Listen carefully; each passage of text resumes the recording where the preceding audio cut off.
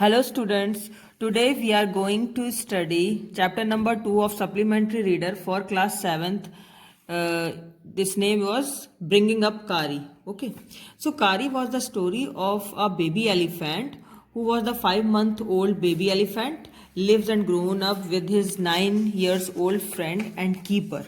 Okay, this is Kari and it is a 5-month-old baby elephant and this is his friend. He was 9 years old. Okay, and Kari liked to eat different types of delicious twigs, bananas, fruits, and he was very playful and sensitive elephant. And he even sensitive as that he also saves a boy from drowning. Okay, so let's we start to read this chapter. Kari the elephant was 5 months old when he was given to me to take care of. यहाँ पर लेखक बोलता है बच्चों कि कारी एक 5 महीने का छोटा सा बेबी एलिफेंट है और मैं जो है 9 साल का था जिस समय मैं कारी को उसके यहाँ अपने घर पे लाया था। उस समय मेरी जो ऊंचाई थी वो कारी के बराबर नहीं थी, बल्कि मैं कारी को उस 5 महीने के एलिफेंट को भी मैं अपने पंजों के बल पर, हाँ पैरों के पंजों के बल पे भी खड़ा होकर देखता था।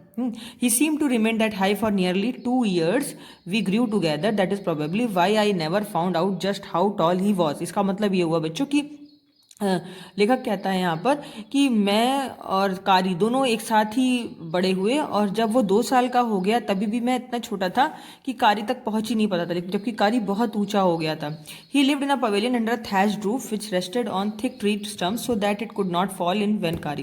कहने का मतलब ये हुआ कि कारी जो था उसके लिए एक पवेलियन में, एक आंगन में, बड़े से आंगन में जो बांस के स्टम्प्स होते हैं उनके ऊपर एक छप्पर टाइप का जो छत होता है उससे उसको मतलब उसका घर बनाया गया था और उसमें उसको रखा गया था जिससे कि वो आराम से चारों तरफ मूव डाउन कर सके और मूव कर सके और उसे कोई परेशानी ना हो।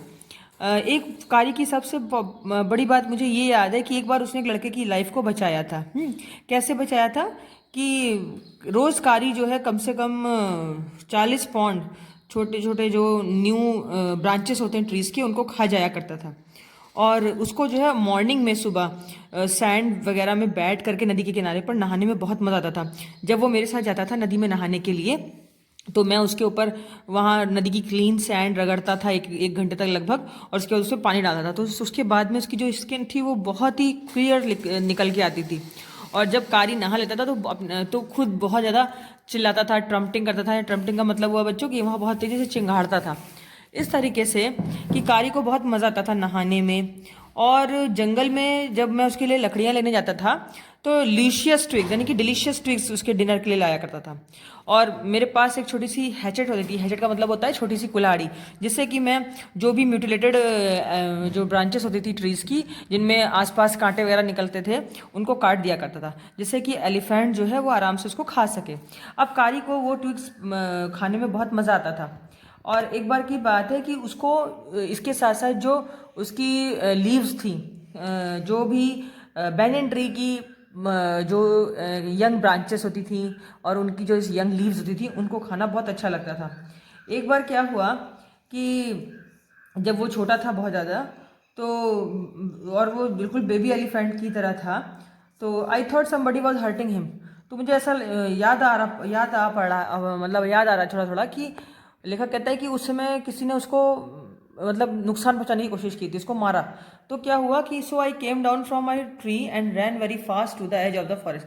जैसे ही कारी को किसी ने मारा उसकी चिल्लाने की आवाज़ आई, तुरंत मैं वहाँ पर गया और मैंने ये देखा कि where I had left him, जहाँ पर मैं कारी को छोड़ के आया था, लेकिन मुझे वहाँ कोई ओवरऑल मैंने देखा, लुक्ड ऑल ओवर, तो मुझे वहाँ कोई मिला नहीं। लेकिन I went near the edge of the water, लेकिन जैसे ही मैं नदी के किनारे पर गया तो मैं वहाँ पे क्या देखता हूँ कि खाली जो कारी है उसका ट्रंक जो बैक साइड है वो दिख रहा है। तो बैक साइड देख करके मुझे बड़ा आश्चर्य हुआ कि अरे यहाँ पे कारी जो है वो तो दिख ही नहीं रहा, लेकिन अगले ही क्षण कारी जो है वहाँ से ऊंचा उठ के दिखने लगता है पानी के अंदर। तो मैंने सोचा कि कारी ने ऐसा क्यों किया, वो पानी के अंदर क्या ढूंढ रहा है।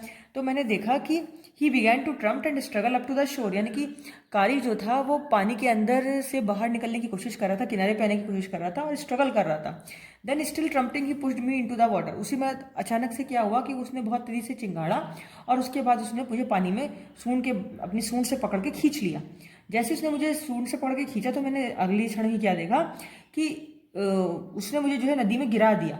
जैसे ही मैं गिरा तो लहरों के बीच में मैंने देखा कि वहां पर एक लड़का फंसा हुआ है और वो लड़का जो है just bottom of the river, यानी कि नदी के तली पर उसका जो है पैर लग रहा है। तो अगले ही क्षण मैंने क्या किया, उसको किसी तरह स्ट्रगल करके पीछे की तरफ पुश करके उस लड़के का हाथ पकड़ा और हाथ पकड़ के उसको खींच लिया। खींचने के बाद क्या हुआ कि मैं मतलब मैं थक गया था उस पानी के अंदर कि मुझे ऐसा लगा था कि जैसे मैं उस लड़के को बाहर नहीं निकाल पाऊंगा। लेकिन कारी ने मेरी हेल्प की और कारी ने मुझे और उस लड़के दोनों को ही हमें पुश किया और हमें नदी के किनारे वो ले आया, ड्रैग किया उसने हमें। Seeing us drift in the current, Kari who was unusually slow and ponderous, जैसे ही उसने ये देखा कि नदी की एक धार सी आई बहुत तेजी से और उसमें हम लोग दोनों डूबने लगे, तो कारी ने तुरंत, जो कारी बहुत आलसी थोड़ा सा हो जाता था कभी कभी, तो उसने अपना आलस तुरंत छोड़ दिया और वो तुरंत जो है एक नदी के किनारे पर एक छोटा सा ट्रंक पड़ा था पेड़ का, उसको लेकर के आया और उसने मुझे वो पकड़ा दिया। जैसे ही मैंने उस ट्रंक को पकड़ा उसके बाद उस ट्रंक की सहायता से मैं धीरे धीरे पानी के किनारे आने लग गया और फिर मैंने उस लड़के की भी जान बचा ली। उस लड़के को भी मैं खींच के बाहर की तरफ ले आता हूँ। As my body rose above the water I felt a lasso around my neck. जैसे ही मेरी बॉडी, यानी कि मैं अपने शरीर से जब पानी से बाहर निकलता तो मुझे फील होता है कि किसी ने रस्सी, एक बड़ी सी रस्सी मेरे नेक के चारों तरफ डाल दी। वो एक्चुअली क्या होती, कारी की सूंड होती है। मुझे पहले तो डर लगा, लेकिन फिर मैंने देखा कि उसी सूंड से जो है पानी निकल रहा है। तो तब मैंने देखा कि कारी जो है उस समय खुशी से चिल्ला रहा था। And I knew it with what is trunk about my neck. और मुझे समझ में आ गया कि हाँ, ये कोई रस्सी सी नहीं है बल्कि ये कारी की सूंड है। अब Kari becomes a fond of ripe banana. अब मैं आपको कारी की विशेषता और बताता हूँ कि कारी जो है वो उसको पके हुए केले बहुत पसंद थे और वो अपने आप में अपनी खुद की सहायता करने में विश्वास रखता था और कभी भी अपने दोस्तों को डिस्कम्फर्ट नहीं होने देता था। With quiet dignity Kari exercise the chiding he knows his deserves. और कारी को अपनी जो है इज्जत का बड़ा ख्याल था, यानी कि कारी को ये नहीं पसंद था कि कोई उसको चढ़ाए। और दूसरी बात, अगर कोई चढ़ाता था तो वो उससे गुस्सा भी हो जाया करता था, लेकिन कारी जो है जल्दी से कहना भी मान लेता था। Kari was like a baby, he had to be train to be good and if you did not tell him when he was naughty. Kari जो है छोटे बच्चे की तरह था।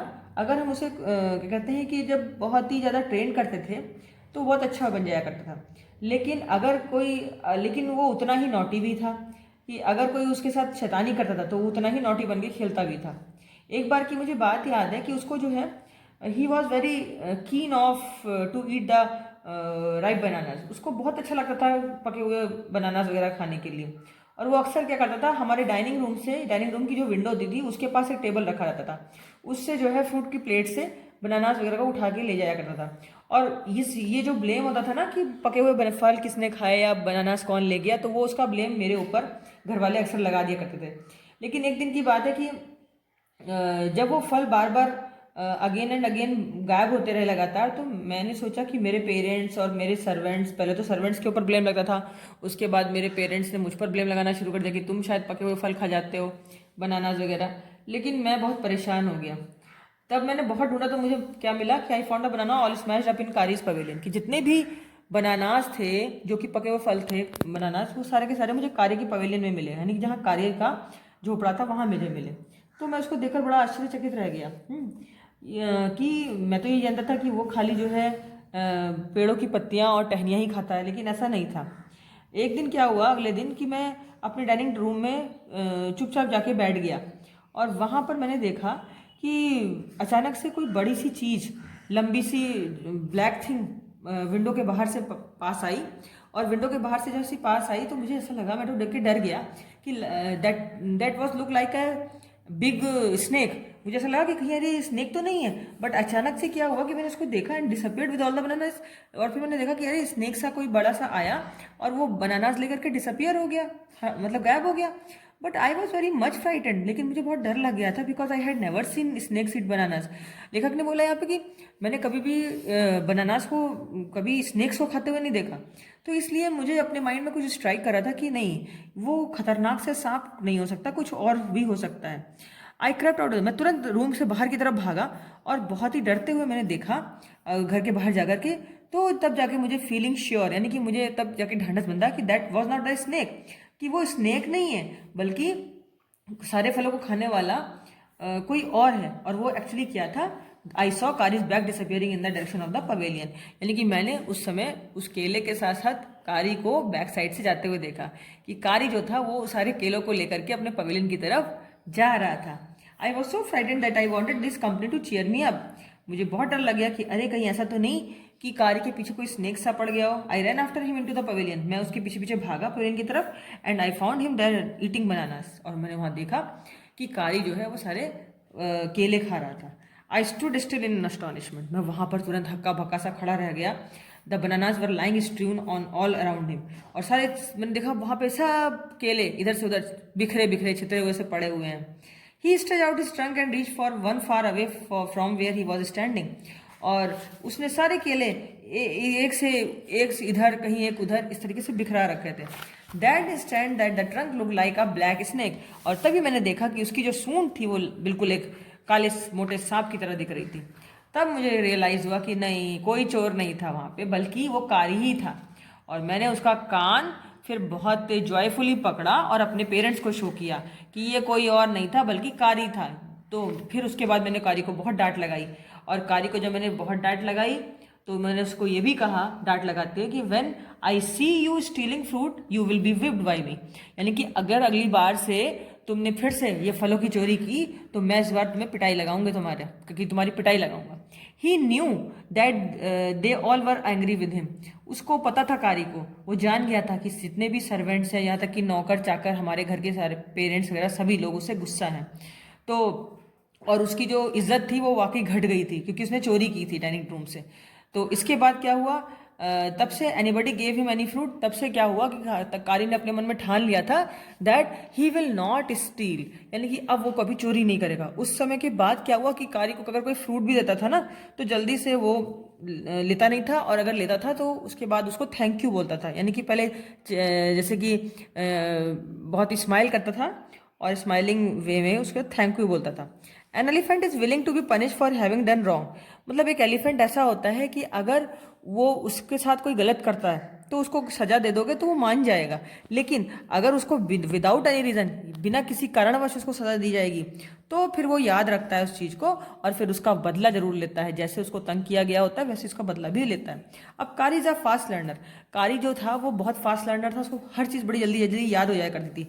ही masters all signals and sounds he is taught, उसको जो भी सिग्नल बताए जाते थे चाहे उठने के चाहे बैठने के, वो सारे के सारे बड़ी जल्दी से याद कर लिया करता था, और सारी साउंड्स भी उसको पता थी। There is one lesson though then an elephant takes 5 years to learn, और इस समय कारी मेरे पास एक लेसन है, मुझे याद है कि कारी को मैंने कुछ सिखाया था। जैसे इफ यू से धत and pull him by the ear, अगर कारी का कान पकड़ के हम लोग बोलते थे उसको धत, तो इसका मतलब होता था he was gradually learn to sit down, कि इसका मतलब है वो जल्दी से सीख गया था कि जैसे धत बोलते थे और उसका कान पकड़ते थे खींचते थे तो वो बैठ जाया करता था नीचे। सिमिलरली इफ यू से माली and pull his trunk forward, और अगर आप उसको माली माली कहते थे हम लोग और उसकी जो है पीठ को थपथपाया करते थे और सूंड को थपथपाते थे, तो आगे की तरफ थपथपा करके बोलते थे, तो इसका मतलब सिग्नल होता था टू वॉक, यानी कि उठ जाओ। इस तरीके से उसने उठना और बैठना दोनों चीज़ें सीखी थी। और he was no good at sitting down, उसको बैठने में मजा नहीं आता था। And do you know why an elephant should be taught to sit down, और आपको पता है कि एलिफेंट को हम लोग बैठना क्यों सिखाते हैं? Because he grows taller and taller then you who take care of him, क्योंकि वो डे बाय डे बहुत बड़ा और ऊंचा हो गया था, तो उसकी टेक केयर कौन करता, कैसे हम उसकी देखभाल करते। इसीलिए हमने क्या किया, ही इज 2 और 3 years ओल्ड, यानी कि 2 और 3 साल बाद वो और बड़ा हो गया, तो उस तक पहुंचने के लिए हमको क्या लगाना पड़ता था, उसके बैक तक पहुंचने के लिए हमको लैडर लगानी पड़ती थी, सीढ़ी लगानी पड़ती थी। इसलिए हमने क्या किया, therefore better to teach him to sit down by saying धत so that you can climb upon his back।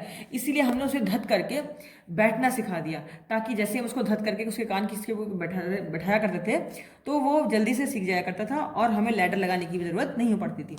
अब एक बहुत मोस्ट डिफिकल्ट थिंग थी कि कारी को हमने ये सिखाया द मास्टर कॉल। ये मास्टर कॉल क्या होती है कि generally take 5 years to learn it properly. हर एक जो हाथी होता है वो लगभग 5 साल लेता है इस मास्टर कॉल को सीखने के लिए।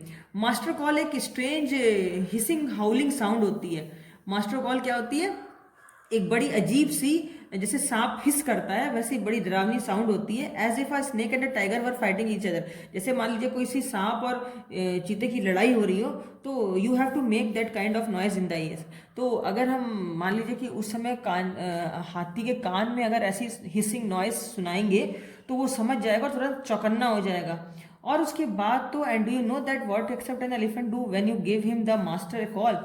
और आपको पता है कि मास्टर कॉल उसके कान में बोलते ही वो क्या करेगा, अगर आप मान लीजिए जंगल में खो गए हैं और आपको कोई रास्ता नहीं दिख रहा है और हर तरफ अंधेरा ही अंधेरा छाया हुआ है, केवल आसमान में तारे चमक रहे हैं, तो उस समय क्या है, अगर आपने मास्टर कॉल दिया है ना किसी एलिफेंट को, तो एनिमल उस समय एलिफेंट क्या करेगा, जितने भी ट्रीज होंगे उन सबको अपनी सूंड से गिराता चला जाएगा और आपके सामने का जितना भी रास्ता होगा उस सबको क्या करेगा, साफ कर देगा। जितने भी इतना उस समय वो डर जाता है कि जैसे जैसे वो ट्रंक को उखाड़ना शुरू करता है, जो ट्रीज के ट्रंक्स होते हैं, तो उस समय क्या होता है, जितने भी मंकीज होते हैं, डियर्स होते हैं जो सो रहे होते हैं उस समय, वो सारे के सारे run from branch to branch, यानी कि वो सब एक पेड़ की टहनी से दूसरे पेड़ की टहनी पर कूदने लग जाते हैं। और उसी समय आप मून लाइट में देख सकते हैं कि वहाँ पर हिरन भी भागने लग जाते हैं सभी डायरेक्शन में।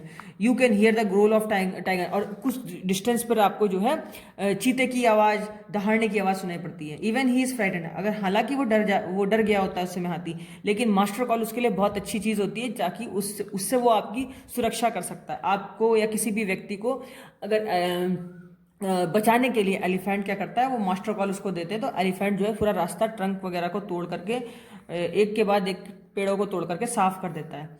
और उसके बाद में सीधे वो जो है जंगल से सीधे रोड मतलब बना देता है, साफ सुथरा मार्ग बना देता है, जिससे कि आप आराम से अपने घर जा सकते हैं। तो बच्चों यहाँ पर ये स्टोरी खत्म होती है। धन गोपाल मुखर्जी द्वारा लिखी गई है ये स्टोरी, और it is a very interesting story. And this story gives the moral lesson that animal also like the elephant he was also being belong a human nature। यानी कि जो एलिफेंट होता है उसके पास भी बिल्कुल ह्यूमन की तरह एक नेचर होता है, लर्निंग कैपेसिटी होती है और उसके अंदर सेंसिटिविटी भी होती है, उसको भी हैप्पीनेस, सैड मूड और हर चीज़ के बारे में पता रहता है। बड़ा फ्रेंडली एलिफेंट होता है हाथी। तो इस तरीके से बच्चों ये लेसन यहीं पर ख़त्म होता है। Till then good.